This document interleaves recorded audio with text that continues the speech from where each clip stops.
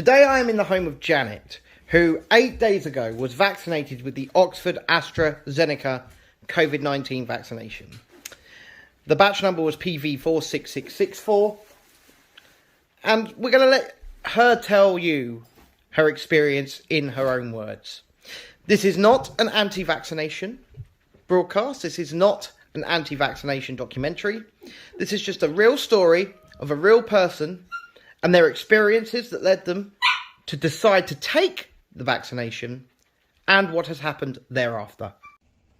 Hello there, I'm in the home, breaking lockdown rules, of a woman that we're going to call Janet for the time being because we're keeping her identity to herself. But Janet has invited me here to discuss her vaccination journey, whether or not she felt coerced and what has happened since. So I'd just like to thank you and welcome myself to your lovely home. You're welcome. So first of all, Janet, we've seen your vaccination card, but take it from the top. What vaccination did you have? I had the Oxford vaccine. Okay, the Oxford Astra Zeneca yeah. vaccine.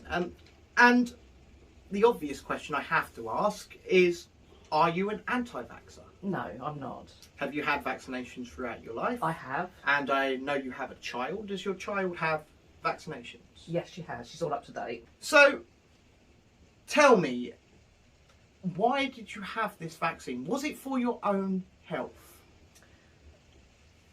Yes. It was? Yeah. Okay, and did you feel that now was the time, or did you want to wait to have I would wanted to wait. Really wanted to wait until further research had been done into it. So why did you feel that you had to accept your invitation now? Because I felt that the government were putting pressure on people by their wording, e.g. That you needed a certificate to prove that you've had the vaccine to enable you to go into places. So in other words, our freedom would have been affected. So you've only had the first dose? I have, yes. And do you still fear that if you don't have your second dose, this fate could still come upon you? Yes. Do you want to have your second dose? No, not after the first one. So tell me about it. Tell me about the process, first of all. Tell me about arriving at the vaccination centre, and tell me about the information you were given. Well, when booking, you basically book online. Yeah. You don't get any information online. You get a time. You turn up at the vaccination centre. You walk in, asked a few questions like, are you fit and healthy? Blah, de blah. Sorry, are you fit and healthy? Have you got any underlying health conditions? And then they send you off downstairs to queue for the next area. Yeah. You go downstairs. You get then asked again, do you have any underlying health conditions, which I don't, the only one I've got is asthma. So you do have asthma? Yeah, I do have asthma, yes. Okay. And am I fit and healthy? Yes. Then they send you round to get the vaccine done. They sit you down, they're talking to you, again, the same question, do you have underlying health conditions? Only asthma. Okay. Put the needle in my arm, gave me a card, which you've seen, with my number on it and the date for my next vaccine, and then sent me on my way. So at no point during this you described, did they tell you about adverse reactions? No. Did they warn you could have adverse reactions? No. And are you on any medications? I am. Would it be okay to ask what they are? I'm on quetiapine, which is for my bipolar, which helps with my moods. Okay, so you have bipolar disorder. Yes. Were they aware of this? They didn't ask. Were they aware of the medication? They didn't ask. So at no point were you told that the medications you're on, which they didn't know about, could maybe interact with the vaccination you were having? No. As it's the Oxford Astra Zeneca vaccine, and I've been told by a nurse who actually delivers the vaccines, that if you're on any kind of blood thinning medication, including anti-inflammatories like ibuprofen regularly, aspirin regularly, any adverse reactions, this is what I was told by an NHS nurse, any adverse reactions that could be with the Oxford vaccine may be enhanced. Have you regularly taken any of those medications? No, I haven't. No ibuprofen, no warfarin, No. no naproxen, anything like that? No, that's the only tablet I'm taking. So that's the only tablet you're taking. And do you take inhalers, steroid medication for your asthma? Occasionally, I have very mild asthma. Okay. Okay, so it sounds like it was a pretty quick process, was it? Yeah, altogether about 20 minutes from start to finish, 20 to 30 minutes. Now, when we spoke previously, you did tell us that you were sitting in your car for a while, contemplating whether or not you wanted to go in. Yes, I was. What ultimately made you take that decision to have it now? Because, as I said, it was the freedom, and also if one of us didn't have the vaccine, I felt that I couldn't go into food shops to go and get food, to be able to actually socialise or to actually support my family. And I didn't want to be left out or feel that my family was going to be put at risk of not being able to live normally because of one of us not having the vaccine. So do you blame the government for that, or do you blame the media, or do you blame both? Because I keep seeing personally, I'm a member of the media, but I'm not a member of the mainstream media, as I think everybody's established by now. But I keep seeing in the mainstream media articles and headlines saying that these vaccine passports internally, not for international travel, but for going to your shops, going to your pubs, your restaurants, things like that, are inevitable. And is it things like that that have influenced your decision? Is it more the threats from like Michael Gove and his vaccine passport review, or is it a combination of all? It's actually a combination of everything. I think the pressure now is put on us more to have it. With reference to the passport, that's becoming more and more prevalent. Yeah. And I think now that I think it's going to happen. So those of us that we won't have a choice, you're going to have it whether you like it or not. See, I'm worried personally. This is just personal opinion. I'm worried that you're absolutely right, and I'm worried that even though nearly 300,000 of our fellow British citizens have now signed a .gov petition to stop such a thing happening, I think personally, the way rhetoric is being spoken, especially at the Daily News briefing just a couple of days ago, the writing's pretty much on the wall, and it worries me, and it worries me greatly as a person who is disabled myself and who has a family also to support. It worries me.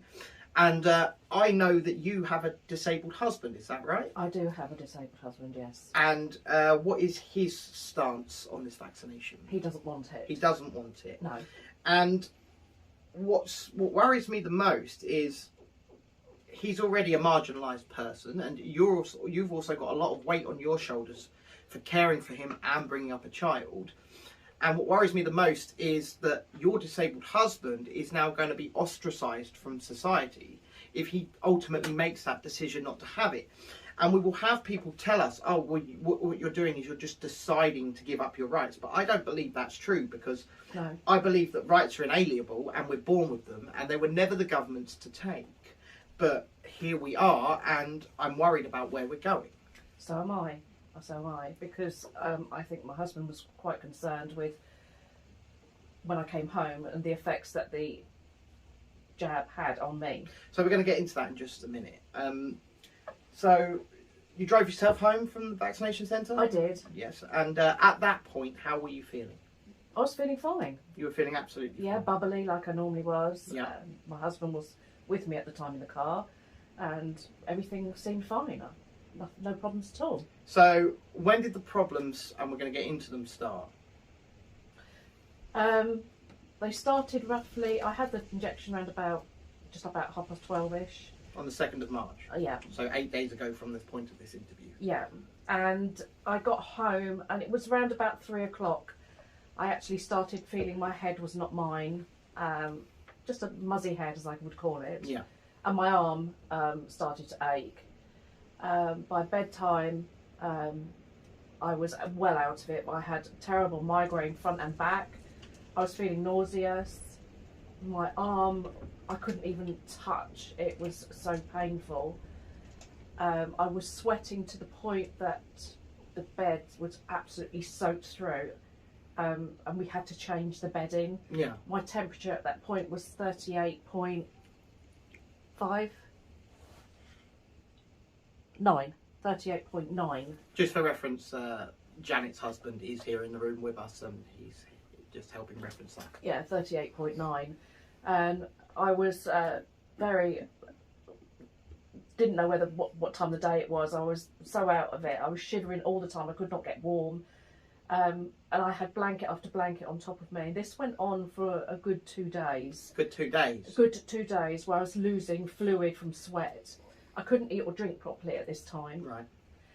Temperature was still very high. By the 3rd day, even with the headache, it was still there.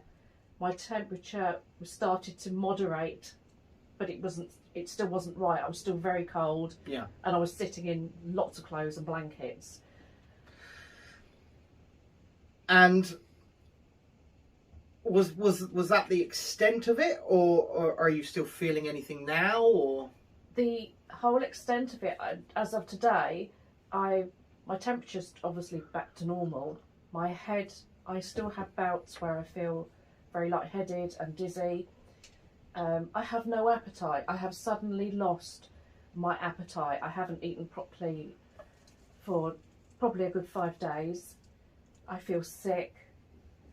I just feel very flat, and I have no energy. I am very tired, which is unlike me. And if I could personally opine on the matter, from what I understand, you being your husband's carer and your child's mother, you are the rock of this family. I am. Yes. And therefore, surely everybody else is suffering as a periphery, which is, in my opinion, it's not ideal. No, I have to force myself to get up. Yeah. I have to force myself to do things. Even now, sitting here, I don't know if you can hear. Yeah, I'm feeling very tired just even talking. I'm feeling very shaky. I actually feel very sick. Okay. And this is how I go.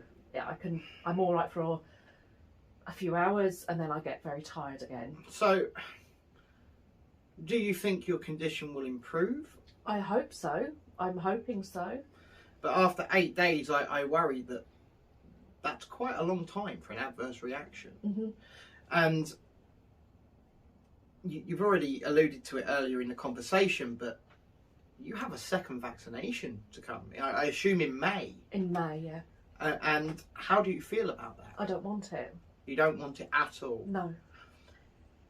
Is there anything that would make you change your mind, or do you feel like you're going to go and have it even though you don't want it because of the coercion? How do you feel within yourself in that situation? That's very difficult, because obviously I know you need to have the second one. Yeah. I would probably say that I would feel coerced into having the second one, because obviously if you haven't had the second one, you don't get the passport, or you don't get the green light to say yes, you've had both and you're okay. So yeah, I mean, I'm in a quandrum at the moment. I don't know. After feeling the way I feel at the moment, I'm thinking, will it make me any better? Will it make me any worse? I don't know. So let's talk about the last 12 months in general. Are you angry at our government for what they've done to us? Yes. Why? I feel that we've all been backed into a corner. We've been lied to with reference to figures, facts about the actual disease. We've all been kept from our freedom. It could have been handled very differently. They didn't act fast enough. Just in general, the whole catalogue of things, mistakes that they've made, which could have been avoided if they'd acted a lot quicker and sooner. Absolutely. I personally do not feel that lockdowns were ever the answer. No. And I think the data, when you compare countries that have locked down to countries that haven't locked down the world over, proves this, as there is no significant difference in deaths. And I'm on the same page as you. I mean, harder and sooner is not something that I would agree to in terms of lockdowns. I don't think that should have happened. But what I think we should have done is gone down the road that, say, Sweden or Florida even went down, which was no formal restrictions. I mean, Florida did put formal restrictions in for a very short time, and then they released them all when they realised, exactly as we're saying, the figures and the science, they just don't add up. But no formal restrictions. just a case of this is the problem. These are the people who are at risk, because we know the average age of death from COVID-19 in the United Kingdom is 84, I believe, whereas the average age of death for someone who doesn't have it is 82. So technically speaking, you're likely to live longer if you do have it than if you don't. But I think if we just gone down the route of what, say, a thing called the Great Barrington Declaration had suggested, which was targeted shielding, in which people of even your husband's ilk who are vulnerable, myself who are disabled, or elderly people were given the option to shield, but without coercion, without fear, and then everybody else should have kept this country going. That's my personal opinion, and I think we've made a huge mistake. So let's move on then. Let's move on to what you want to say to people about having these vaccinations, because as we've established, you're not an anti-vaxxer, and in fact you've had your first vaccination, you've had it done. What would you want to say to people who are making this decision? It's very difficult to know whether or not to have the injection. If you're having it because you have fear that you have got no other choice, then you're in the same boat as I am. That basically you've got to do it because I have no choice. But the choice has been taken away from us because of the government. So no matter what I say, it's not going to make any difference, because people, I think, ultimately are going to be made to have the injection because that's the way the government are going. I hope that's not the case, and I hope that they pull back from that rhetoric. But the more and more we see, especially in the mainstream, with these articles like vaccine passports are inevitable, I fear that pullback is not going to happen. And so, do you feel like you gave informed consent, given everything we've just discussed, where they didn't tell you about any reactions, they didn't even tell you what's in the injection? Do you feel like you gave informed consent? No. You don't? No. You don't? I actually felt I went in there, although figure of speech, with my arm up behind my back. Yeah. And do you feel like you gave your consent, obviously, because I know they ask at the desk, but do you feel like you gave that consent willingly or under duress? Under duress, definitely. And given the choice, I mean, my personal take on the situation is what we should have done, and I discussed this with you before we came on camera, but I'll just say it again. What we should have done is said, we've got these 2 vaccinations that are available, more will come onto the market further down the line. They seem to be quite effective. We've done all we can, down to you. Here it is, take it or leave it. And I think that the uptake would have been actually higher than it is now, because that is my personal take on the matter as a disabled person who's had his offer for his vaccination. And I would not be happy to have it in the circumstances that we're in, for the same reasons as you, coercion. But in that circumstance, I'd have presented my arm willingly and said, go for it. Yeah. And finally, do you hope the government do pull back? We can all hope, can't we? But whether or not it will actually happen is 2 different things. Yeah. I can't see it happening, but yes, I really hope that they do. But no. Thank you for inviting me to your beautiful home, introducing me to meeting your family, and thank you for having this sit down with me. You're welcome. Personally, I hope you feel so much better soon, not just for yourself, but for your family, and maybe so you can eat a meal again without feeling incredibly sick. It would be nice. I think you're a very brave person to come and be the first to sit on camera and do this. And one more question before I go. Would you encourage others who are feeling the same as you to speak out? Yes, I do. Because the more that people speak out about how they feel, I'm hoping it'll have some impact, although I doubt it, but I'm hoping it might have some impact on the government. I hope so too. And on that note, because I know you've been vaccinated and I don't care about COVID-19, thank you very much for joining me.